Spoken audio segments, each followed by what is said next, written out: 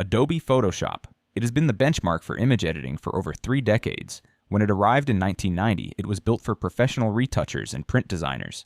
Nobody imagined a billion people would eventually be touching photos on their phones, and yet the tool survived every shift. The AI era hit it hard, in a good way. Generative Fill, which arrived with the Firefly model in 2023, lets you paint over any area of an image and describe in text what should replace it. Remove an entire background and replace it with a beach. Extend a photo beyond its original edges by describing what should be there. The Remove tool identifies and erases objects, people, wires, whole chunks of a scene, and fills the gap convincingly.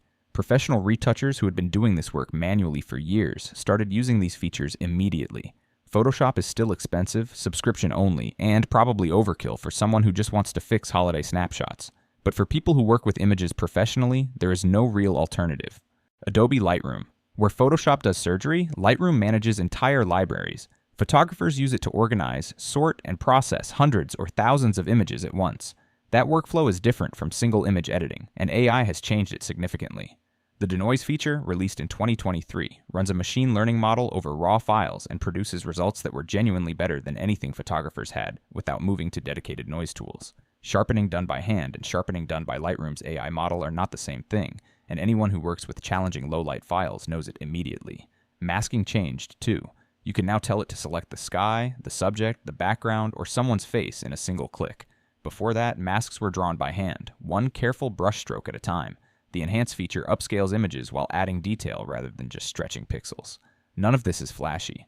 Lightroom is not a tool for people who want dramatic before and afters. It is infrastructure for serious photographers, and the AI additions made a slow, careful workflow meaningfully faster. Canva started in 2013 as a simplified design tool for people who were not designers, not photographers, not illustrators, people who needed a flyer or a social post and didn't want to learn Illustrator. That audience grew to over 170 million users. The AI features that arrived in the last 2 years layered on top of that install base. Magic Eraser removes objects from photos. Magic Edit lets you paint a selection and describe what you want placed there. The AI Background Generator creates settings for product shots without a studio. Text-to-image generates whole visuals from descriptions.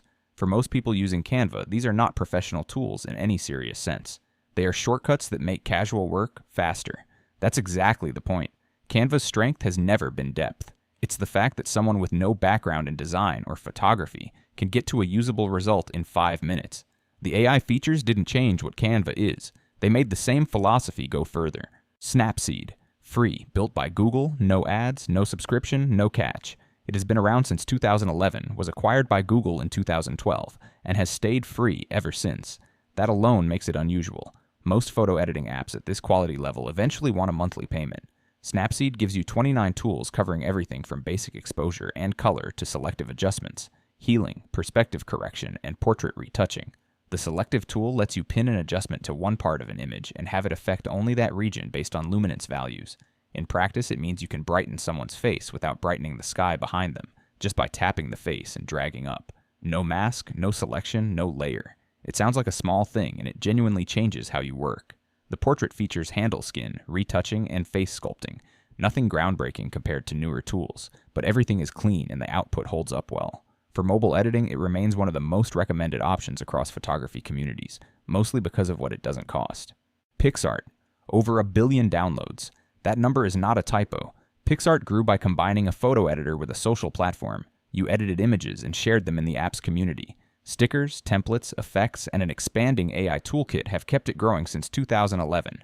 The AI features include background removal, object removal, an image generator built into the editor, a tool that animates still photos, and face retouching that covers skin, eyes, and hair color.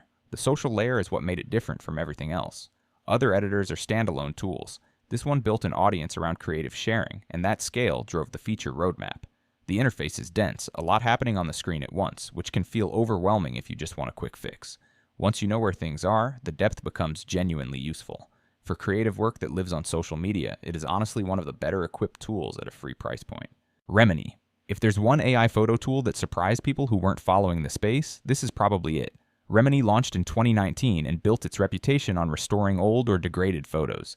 You feed it a blurry, low-resolution scan from 1960, and it produces a sharp, clear version. The face enhancement is the core of the product. The model learned what human faces should look like and applies that to reconstruct detail that was never actually in the original file. The results are often remarkable and occasionally slightly wrong, producing faces that look a bit off because the AI filled in gaps with a statistical average rather than real information. But the category it created was new. Before Remini, restoring an old photo meant paying a retoucher for hours of careful work. After Remini, you could do it on your phone in 30 seconds for free. It went viral multiple times, once for photo restoration and again when the baby AI filter turned adult photos into infant portraits. That second moment reached people who had never engaged with AI photo tools before. Lensa AI, also built around faces but a different direction.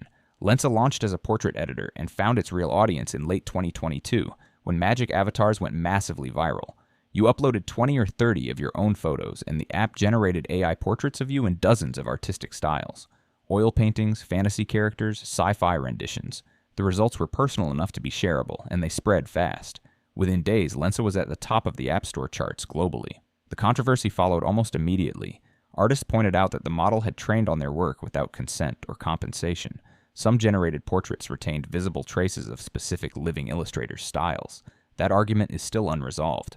Beyond the avatars, Lensa does background removal, sky replacement, and portrait retouching. Honestly, most of the long-term users are there for the portrait tools, not the one-time viral feature. But the 2022 moment is what put Lensa on the map, and it's hard to talk about how AI photo editing reached mainstream awareness without it. Photoroom, built for one specific problem, product photography at scale. The idea is that e-commerce sellers, Etsy shops, Amazon vendors, small brands with no studio budget, all need clean product images. Photoroom removes backgrounds in seconds and replaces them with studio-quality settings generated by AI. You can batch process hundreds of images at once, which matters when you're listing an entire product catalog. The Instant Backgrounds feature generates contextually appropriate scenes from text descriptions. A leather wallet on a wooden desk. A skincare product on marble. You describe the setting and the model handles placement, shadow, and lighting to make it look like an actual shoot. Launched in 2020 out of Paris, it grew quickly in the e-commerce and social selling communities. Less useful for portrait photographers or creative work. For product images, it is close to exactly what small sellers needed. Topaz Photo AI. Topaz has been making dedicated image processing tools for photographers since 2002, long before AI became the dominant framing for everything. Noise reduction, sharpening, detail enhancement. Topaz Photo AI combines all three into one application, and the results are consistently among the best available. The upscaling is the headline feature. You can take a photo shot at low resolution and scale it up to print size, and the output holds detail convincingly rather than going soft. This matters for photographers recovering difficult files, for archivists working with historical images, and for anyone preparing images for large format printing. It is a desktop application, one-time purchase at around $200, and it doesn't require a subscription. That model is increasingly rare, and it's part of why Topaz has a loyal following. You buy it, you own it, it keeps working. Pixlr, the oldest fully web-based photo editor on this list. Pixlr launched in 2008, years before browser-based tools became the default for anything complicated. For a long time, it was the go-to for people who needed Photoshop-like functionality without the cost or the download. The AI layer came later. Object removal, AI background replacement, cutout tools, batch editing, and a generative fill feature that runs entirely in the browser, no plugins, no installation. Two main versions. Pixlr X for simpler work, and Pixlr E for layer-based editing that gets closer to what Photoshop handles. The free tier is genuinely usable. For students, occasional editors, anyone who switches between computers, and anyone who simply won't install software, it covers a lot of ground.